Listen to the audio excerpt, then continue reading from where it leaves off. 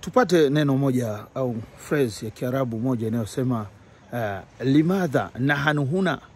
Limadha nahnu huna. Katika kujifunza lugha yoyote ni vizuri kujifunza tunazoziita phrases au catchwords. Limadha nahnu huna, kwa nini tuko hapa? Au malizia tu limadha nahnu huna fi dunia, kwa nini tupo hapa duniani? Kwa hiyo limadha ni kwa nini, nahnu sisi, huna hapa, fi ndani, dunia dunia. Kwa limadha nahnu fi dunia, lugha arabia, yani tuhibu lugha arabia, ipende lugha ya Kiarabu. Ni mimi Father Libe TZ Learning Desk. Subscribe.